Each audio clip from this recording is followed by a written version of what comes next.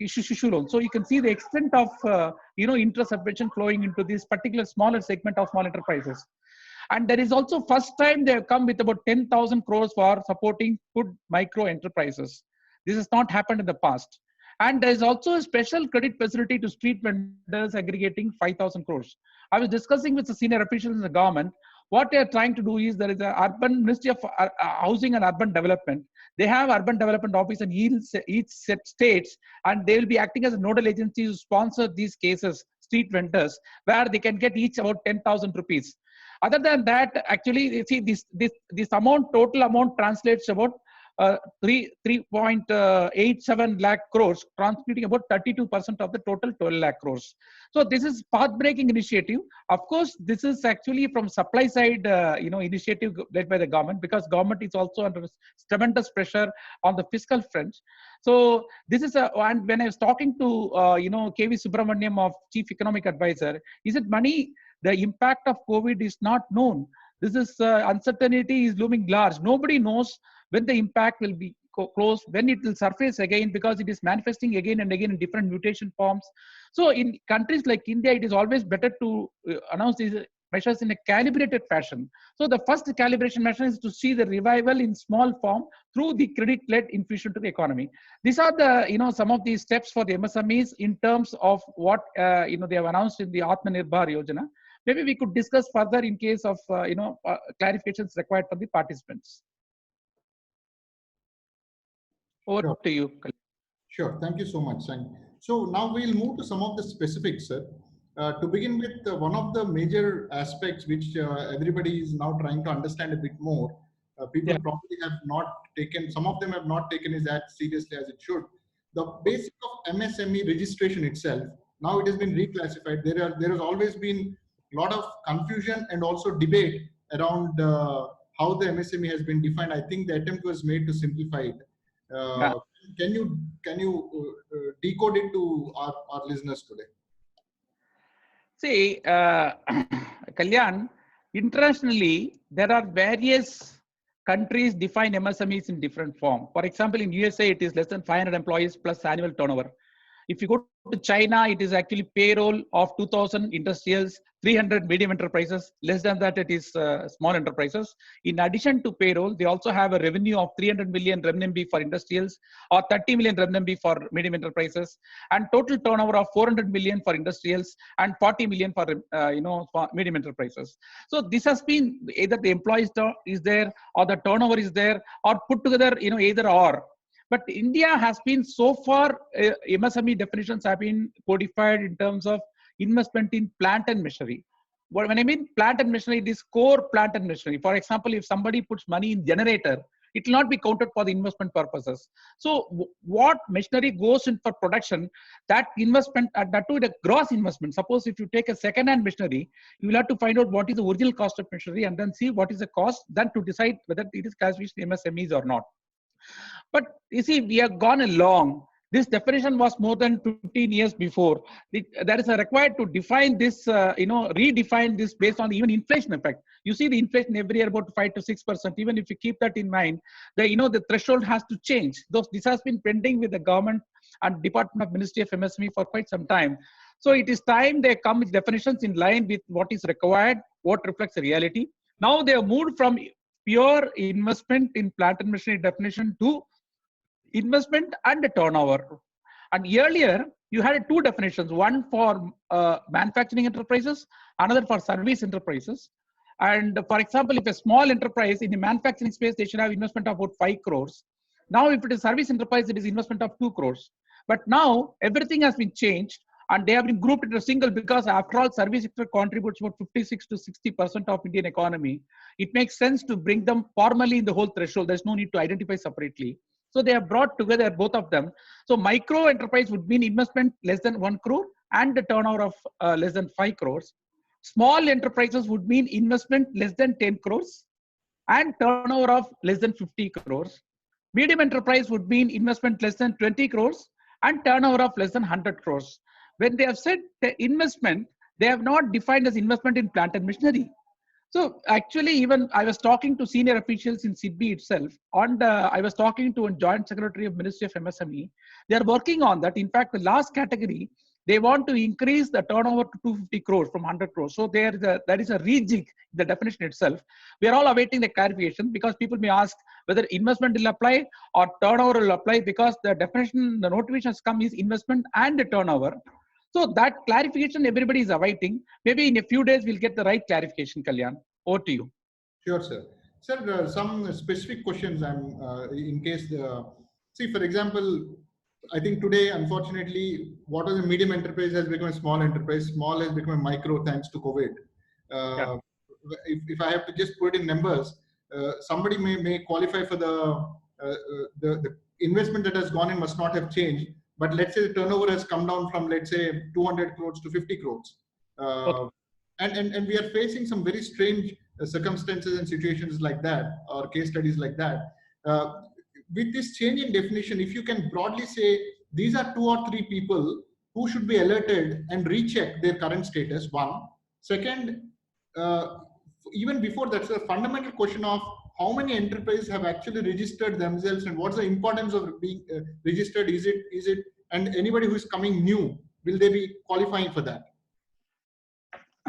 Good question. See, any notification, it will only have retrospective effect, Kalyan. Number one. Number two, when the notification comes, it is obvious for any enterprise to go and register in the site called Udyog Aadhaar portal, which gives certificate instantly. And that the change in the turnover from 100 crores suddenly because of the COVID to 50 crores will not make any change, because what is at the time of registration, what is the company doing? The company's investment and the company's turnover would only matter. For when you register this month, the month of May, you will have a turnover of up to 31st March 2020. That will define the threshold for anybody as to what an MSME would mean. The aberrations from year to year will not alter the definition of company from medium to small just because for some COVID reasons it has gone down or something. Once you are grouped as a registration under the MSME portal, that means the threshold stays. It doesn't alter, it doesn't get altered because of variations from year to year, marginally going down by 1 crore, marginally going up by 1 crore, it doesn't change. This is number one, because any notification from the government is only applicable with prospective effect, not retrospective effect. So when you go and register at that time, what is your investment? Of course, they are yet to clarify whether it is investment in plant and machinery now or total investments. That has not come, that will come shortly. But then be that as it may, along with the investment, you also need to see what is your turnover up to 31st March 2020. When you go and file, it is very instant, very simple. You have to give the details, give the number of employees, turnover, it comes. Instant certificate comes. So that's how it is. Now you ask whether it is registration is a compulsory. No, I would go on add, Kalyan, registration is not compulsory. But look at the advantages flowing to the registered MSMEs across. Number one, there is a credit linked capital subsidy scheme of 15% for anybody up to 1 crore investment in any machinery, which is not available. There is a platform called Trade Receivable E-Discounting platform where MSMEs get paid instantly if they register on the platform, if they make any supplies to the corporates, which is available only for MSMEs. And third, there is a mandatory procurement for MSMEs, for the CPSUs and the government undertakings to procure about 25% of what is required from MSMEs. Then there is the MSME Sampark scheme. Then there is a PSB 59 loan in 59 minutes loan. There is a separate portal created by the government wherein up to 1 lakh to 5 crores you get instant sanction within 15 minutes in principle approval, thereafter followed by the formal approval. And there is a GEM portal. Government of India has created a portal where you can list and you can be seen by so many people. It is a government of e-marketplace where you can use more for buying as well as selling. And there is a collateral free loans available because of the credit guarantee fund trust scheme, which anyway, other than what we have seen now, it is already available for loans up to 2 crores.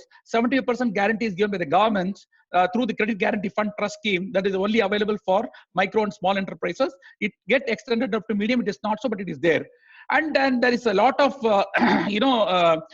octroi benefits, which wherever states is having. And there is exemption from direct taxes for 1 year. And there is a barcode registration subsidy. And there is a NSIC credit rating subsidy available. and there is a industrial promotion subsidy given by so many states, and then protection against delayed payment. For MSMEs, it is necessary that the corporates have to make payment within 45 days from the date of acceptance of the bill. And in case if they don't pay, there is a penalty clause that they have to pay interest at such rates to them for every day of delay. And wherever there is a delay, this has also to be captured in the annual report. That means the corporate, permanent, they have to ensure that they make payment to MSMEs so that they don't suffer from the working capital issues. And there is also waiver of security deposit in the government. And there is some concessions in the electricity bill given to them.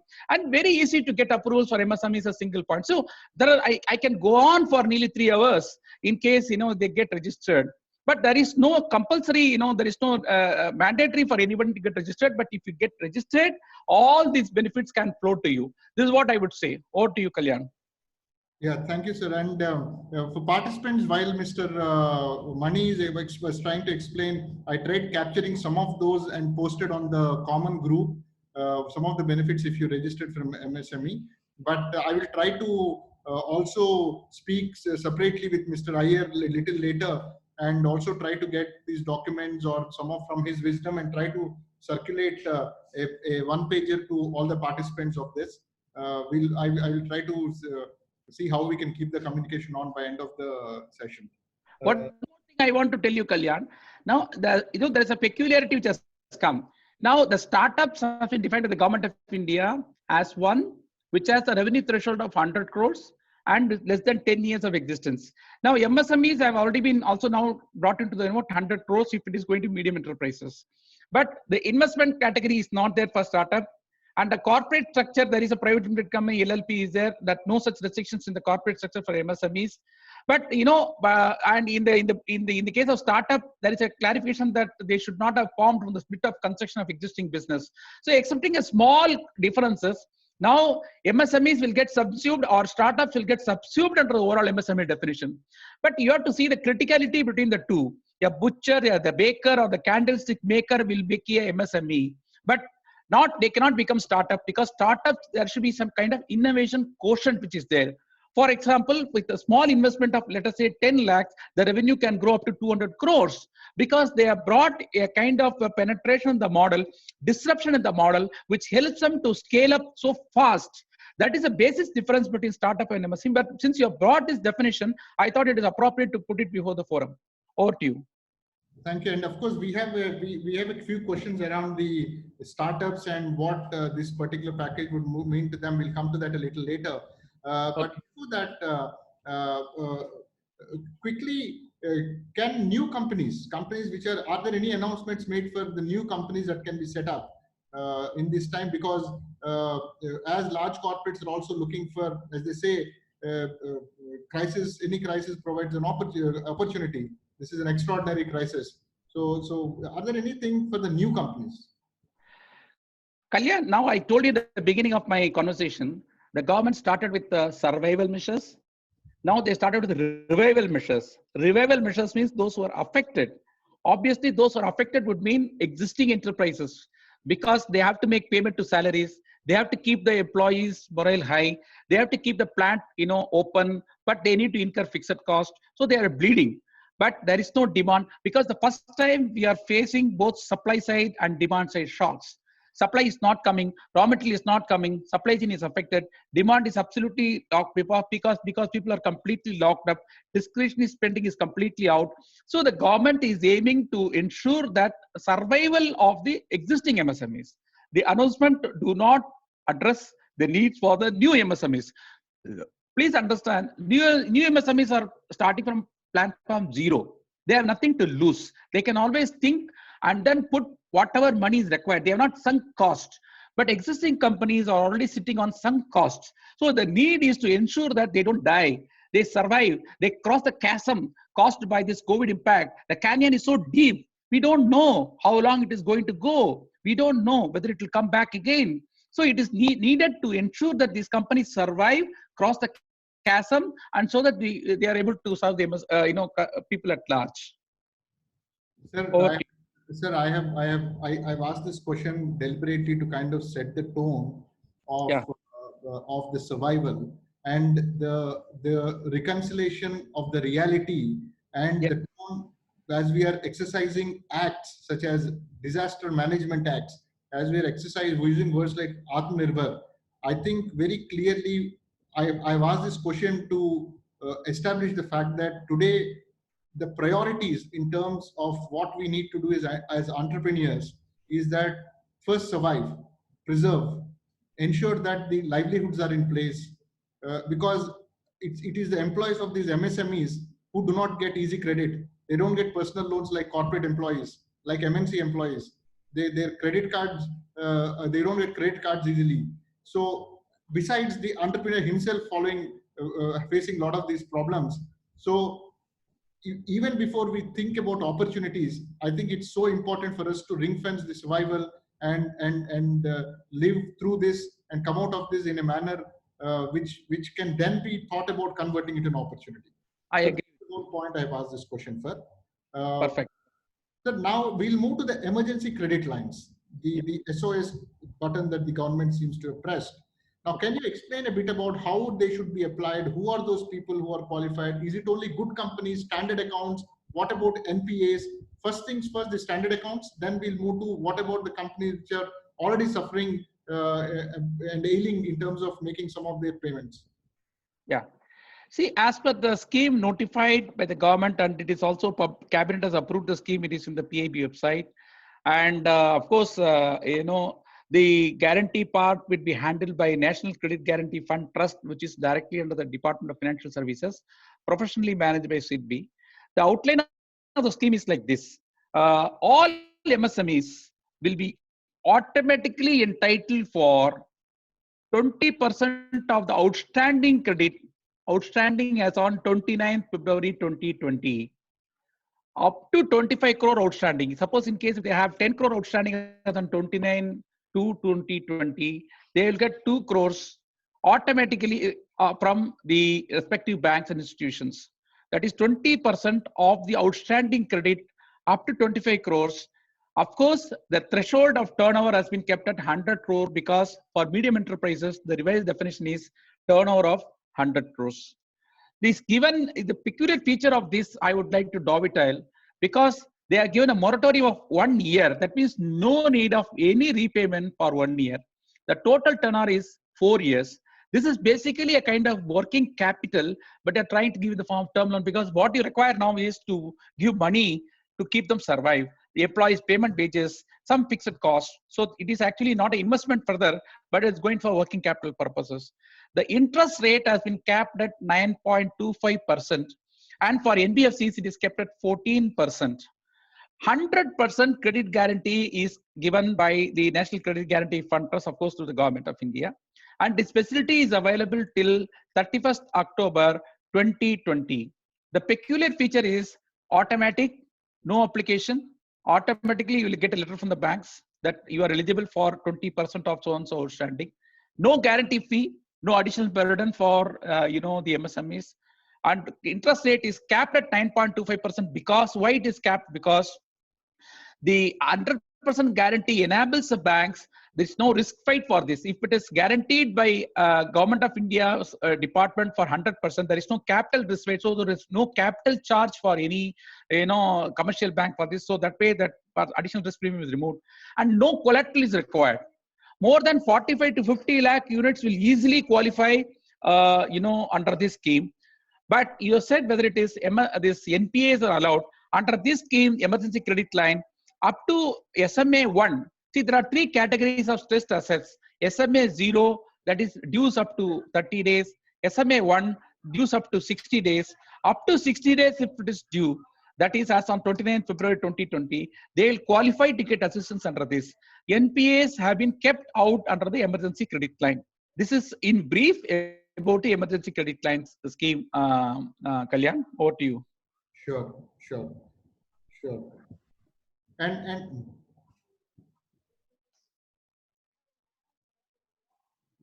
yeah. And so this is a term loan, and this has to just to kind of reiterate, it's a term loan, though meant for working capital. The end use restrictions are not not there, Yeah. and 9.25% capped, and it comes automatically, the facility gets extended, and one has to just probably go and give their consent or some simple procedure like that. Is that right? Yes. Exactly. It is Right. automatic. Yeah. So you'll get a letter from the bank. Sure, sure. Sir, I have a, besides this, are there any other loans? So the implementation challenges are not there. There is no question of the bank manager agreeing, not agreeing. There is no redressal one needs to have to approach, etc. Absolutely. Yesterday, FM has asked all the public sector banks to implement the scheme immediately because cabinet announcement have come already. Notification has already come. Circular has already gone to banks. I think all the MSMEs with outstanding up to 25 crores will start getting those mails from the respective banks. I think this is going to be flawless because the banks cannot ask now you give CMA data, you give auditor certificate, you give provisional certificate, duly signed, what happened to sales, what is GST returns, because they have used the word automatic. And as long as they are within SMA 1 category as on 29 February 2020, they would qualify. Sir, what about those companies who have not availed the credit facilities so far, either because of their financial conservatism or now they need it because of the current situations? It's a very good question. This has been posed. Currently, the percentage of credit is linked to the amount outstanding as on 29 February. If the outstanding is zero, obviously they have facility, they can always draw. See, the question is, suppose I have 100 lakhs limit with some bank. I have not drawn, balance is zero. You can go and draw 100 lakhs, no? So No, if sir. you have drawn 100 lakhs on 29 February, you will draw 120, you'll get another 20 lakhs. See, No, that's sir, a, I don't have any limits. I'm a company, let's say, which I don't have any limits. But yeah. what about such companies who need capital today to run through this? They have never applied for a loan in the past. See, that is why, it is always better to go for borrowing to grow than keep within your money. That is an old saying. And that is come to light. People who have grown in the past, you see, they have leveraged. You see the difference, the ROA and the ROE, whenever you assess, the ROE will get enhanced only through higher leverage. If the company don't go for borrowing, the ROE will not grow up. So the ability to enhance the leverage on any company on the equity is through borrowings. If the company has not borrowed, obviously the growth cannot come to that extent. If the company has been conservative, obviously I think they will not qualify under the present model because this is being addressed only to those existing companies who are finding difficult with the existing outstanding. No, fair point, sir. Fair point. I think it's only fair that, as you mentioned, 45 to 50 lakh. There is only certain way in which we can handle crisis. Yeah. And of course, we can always debate till the cows come home in terms of what else can be done. But we'll probably do that another day and Yeah. more from a dialogue with the government perspective. Thanks for that clarification, sir. And now I'll come to some of the schemes. Some of the schemes in terms of in terms of you have handled the fund of funds at SIDBI. Right, there is one more scheme called, I wanted to tell you, there is one more scheme, coordinated scheme of about, they have said about 20,000 crore will flow to the MSMEs. They have already given a corpus of 4,000 crores to Credit Guarantee Fund Trust. And where actually more than 2 to 3 lakh MSMEs are likely to avail. The scheme contours have not come because it is in discussions with the government of India. They are trying to give about partial guarantee of 75 to 80% to the banks to give this. You see what has happened. It is very, very essential because now what is required is if suppose somebody wants to borrow money from banks, they need to have equity because debt equity ratio is one what everybody will see. Now promoters don't have money and they need to borrow anyway, but nobody will give money because the promoter's equity is already stretched, leverage is already stretched. By this means, by putting sub debt as a quasi equity, what happened? This helps to treat this amount as an equity and helps the borrowers to borrow more from the banks. That helps the leverage and enhance the DER.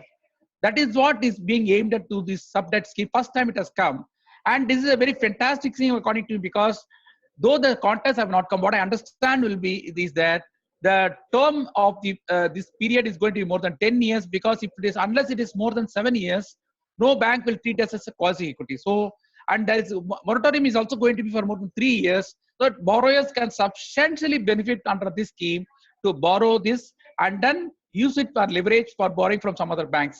So this is of course the scheme contours have not come, so I'm not able to discuss on the exact features of the scheme as of now.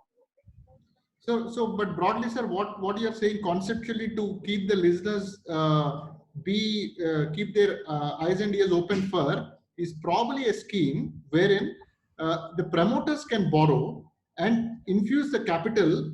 Promoters can borrow at their individual level. Promoters or MSMEs can borrow at individual level and Yeah. infuse that money into the company as a quasi equity. Is that right? No, that is what has come in the scheme. But what is intended was to fund the MSMEs as a sub-debt. SIDBI used to have one case called risk capital scheme, Correct. by which whatever debt given by SIDBI will be subordinated or it will rank junior to all other debt from banks. So actually, that is the intention of the scheme. Though in the notification they have said that the amount will go to the promoters of MSME will be given debt by banks, because promoter funding has never happened in the history of banking industry in the past. Promoter funding is normally done by AIFs or by NBFCs. It has not happened from the banking space. Money will directly go to the entity, not a promoter. That has not been there. Their merger and acquisition, etc., has not been covered so far in the formal banking channels. So, but the intention of the old scheme is to provide a kind of quasi-equity to the enterprise so they are able to leverage. What I understand will be the amount will vary from 75 lakh to 1 crore with more than 8 years of repayment period, with more than 3 years of moratorium with a good trend, and 75 to 80% covered under the guarantee. So banks will also be intending to cover this because guarantee is available and wherever units are affected. And most importantly, this also covers NPAs. Not that in the emergency credit line it is applicable only to SMA accounts, but in the sub-debt scheme, this scheme is also available for NPA accounts. That is what the government has clarified. So more specifically, because they have gone through the rough patch even last year, there was good demand compression. There's going to be deep trouble. So even if the account is an NPA as on 29 February 2020, they will qualify for getting assistance under the scheme. Fair enough. I remember, sir, because we were also at one point of time paneled as the risk capital with SEDBI. So that scheme, this quite is similar to such a feature. And you're right, because I mean, the tone of our discussions is not a prescriptive, what is right, than what is predictive, what naturally is the practical thing that happens in SMEs. It is very unlikely, and it is quite likely that the network that gets created by the entrepreneur is not necessarily gets accumulated in the company itself. It's something that gets accumulated with the promoter also, which is natural. Now, we are not debating what's right, what is wrong, but that keeping the practical situation in mind seems to be schemes like this which are coming out to be helpful. Yeah. I find this is very far-reaching and very good scheme at the current times. That is what my feeling is. Sure, sir. Sir, if we can move to where you have spent in the most recent past close to your heart in terms of the fund of funds at SIDBI, where a lot of my friends from the private equity field are here. I can see Sridhar from Pavestone. I can see some of the people, but they have played a very important role in supporting AIFs largely, and most of them whom you have yourself helped professionally. They have all played a very important role in enhancing the ability of a MSME. Now, can you quickly explain what this fund of funds at SIDBI was about? And also the new scheme that has been announced, which is MSME, which is 10,000 crore, which can potentially become a 50,000 crore fund. What are the modalities of it? When is it likely to come to implementation? Yeah. See, basically, SIDBI is one of the India's largest limited partners. If you go to the website, you can see SIDBI has 13,600 crores under AUM. They have given commitment of more than 6,151 crores. More than 134 funds have been already sanctioned. And this has created investment of more than 1,500 crores. More than 1,150 MSMEs or startups have been funded through the various fund of funds program of SIDBI. SIDBI started way back in the early 95, 96, when they started putting all India venture funds, then regional venture funds. Then the first risk Capital Fund was started with 2,000 crore support from the Government of India through Reserve Bank of India, and then later followed by a fund called India Aspiration Fund with a corpus about 2,000 crores. This was launched by Honorable Finance Minister Arun Jaitley. What happened then? These are all funds which are coming at concessional rates from Reserve Bank of India, and there was a basis risk. SIDBI was funding the AIFs with some corpus. Some percentage of corpus, 15-20% of the corpus, but the liability side, CP was actually borrowing from Reserve Bank of India at concessional rates. So this was a basis risk. So we took up with the Government of India at that point of time, and the Startup India program was also getting launched. So then the Fund of Funds for Startups came with 10,000 crores. Entire money is through grant fiscal support, because we were trying to argue that this equity infusion is required for injecting the entrepreneurial journey in India. If you see unicorns, or if you see the startup space, more than 80-85% is from overseas ventures. Foreign money has come. The dividend is also going abroad. So in order to incite the entrepreneurial journey in India, it is necessary that the government excites this space through its own Fund of Fund program. That's how the Fund of Fund program has come.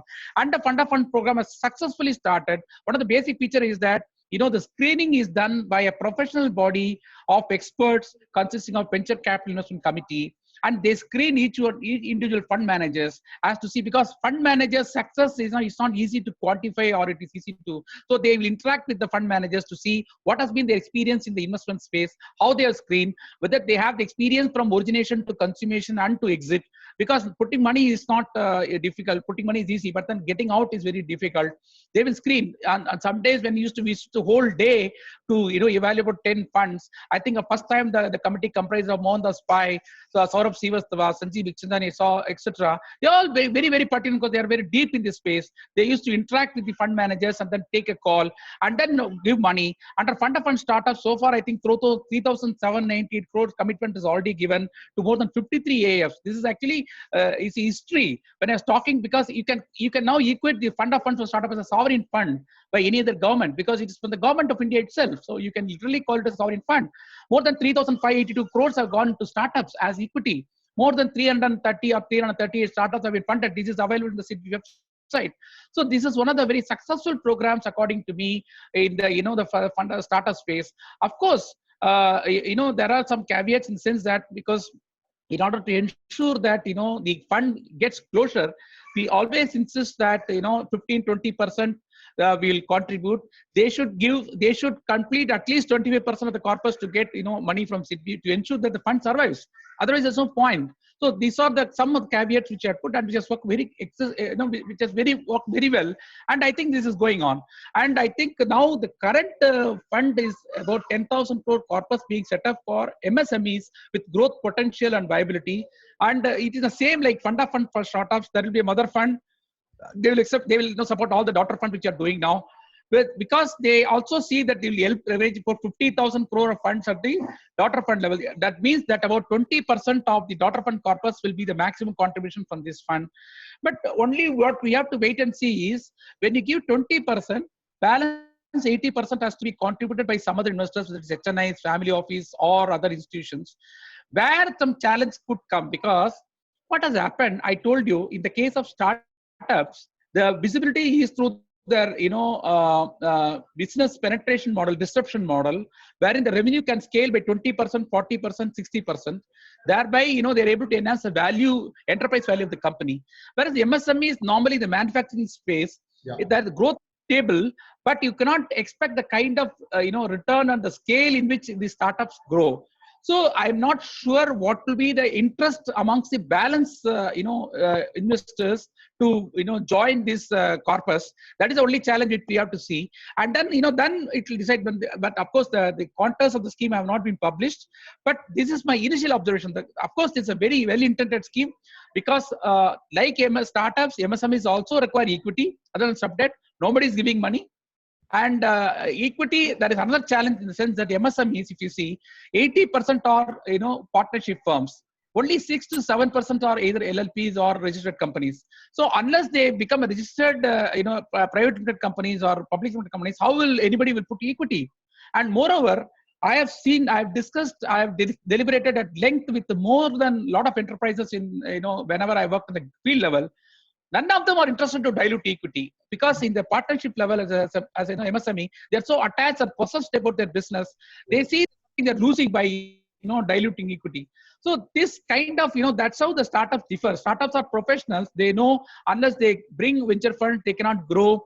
They will be able to leverage on their ecosystem and do. But whereas these MSMEs basically being a slowly, little like injection molding machine or CNC machines, they know they have their own network, they have their own corporate data, they'll grow. Sir, we are happy with this. There is no issue. So that, the challenge is there. So the equity infusion is required, but institutional funding in this space, I think it's the first time we are trying this. If it is going to succeed, I think that is nothing like it. We need to see how the contracts come out.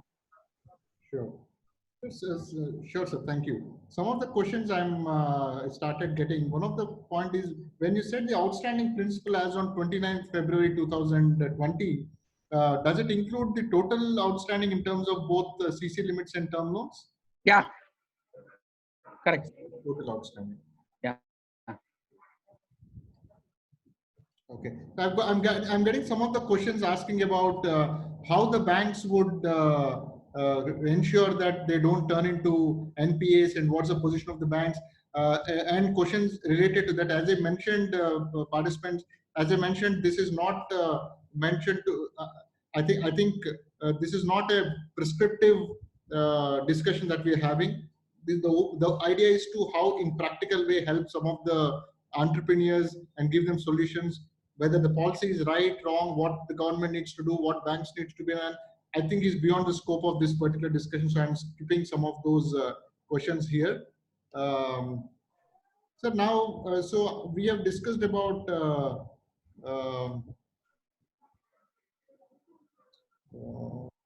okay, sir, can you discuss a bit about some of the opportunities that potentially some of the NBFCs or PEs or VCs can do along with some of the institutions? What kind of institutional network is possible at this point of time? This I'm asking in view of some of the friends from the VC PE community and also NBFCs present on this particular discussion. Is there a way that people can work mutually, form a network, co-lend, and make it impactful to the MSMEs? For example, there may be an NBFC which may say that, look, a particular company needs 10 crores of money. According to your norms, maybe they're available for 4 crores. We can lend, we can co-lend. Sorry.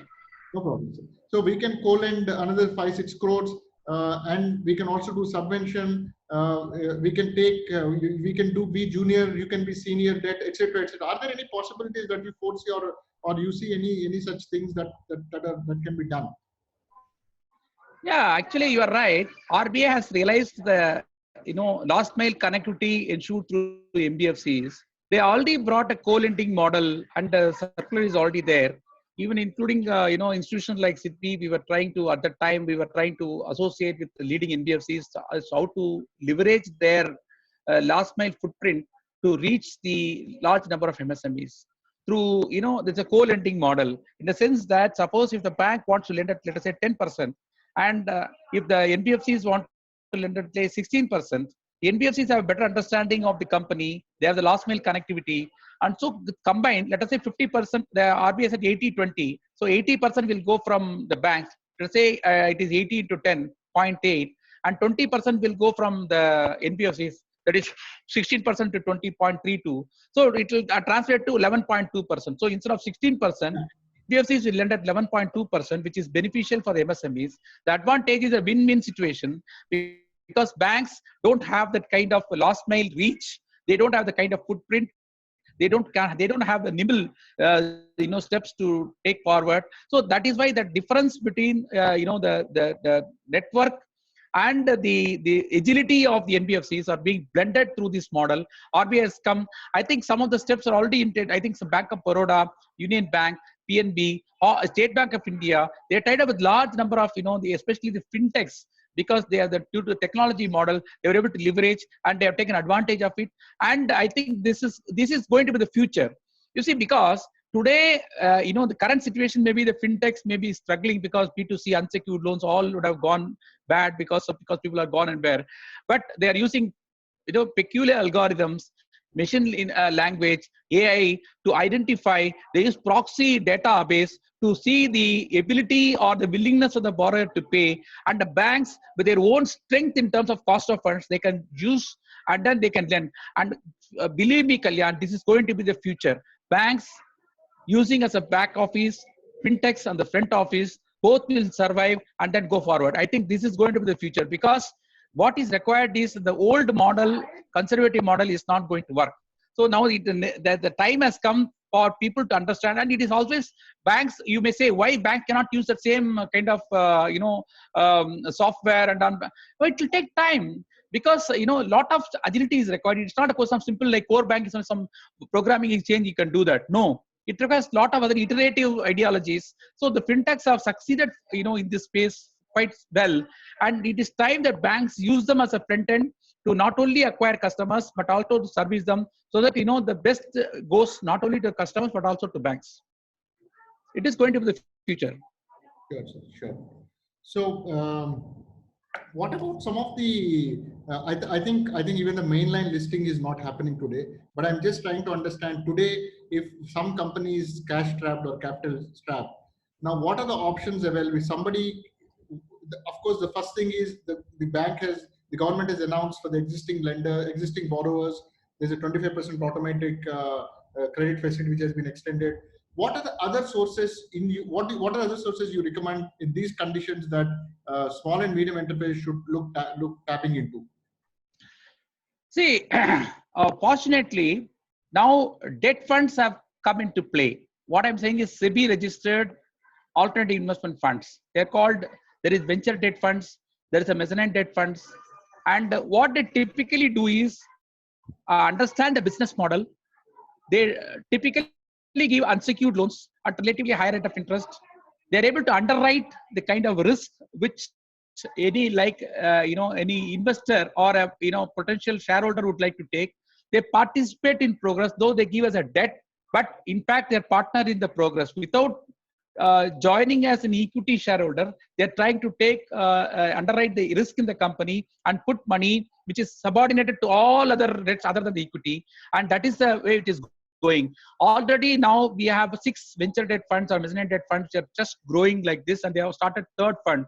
It is time the MSMEs make use of this venture debt funds or alternative investment funds in this space. I think they come of age. There is a lot of flexibility available. They are not covered under IRAC norms. There is no, because when we were doing this startup funding in SIDBI, for example, we had a typical problem, because startups will not have cash flows in regular fashion. They will always be either in the landing mode or in the takeoff mode. They will never be in the air corridor. But the current guidelines require that if you don't pay within 90 days, you are treated as NPA. And then what they will do, because the startup is a startup, cash flows are highly mismatched. Suddenly it will come, suddenly it will go. But the debt scheme will not work in the formal banking space unless this is addressed. So we took it with RBI, but of course RBI may examine it.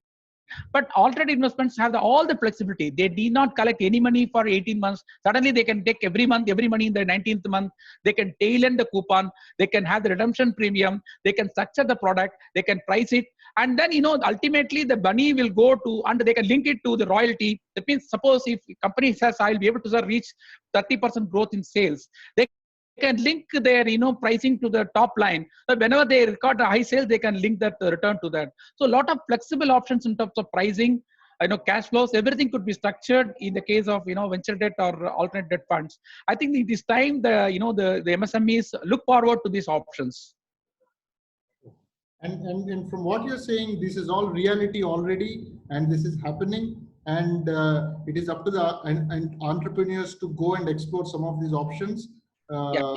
And while there is more that is deserved to be done from the MSMEs from a government standpoint, there are also other alternatives which are available. Yeah, because what has happened, see, there are 2-3 reasons why.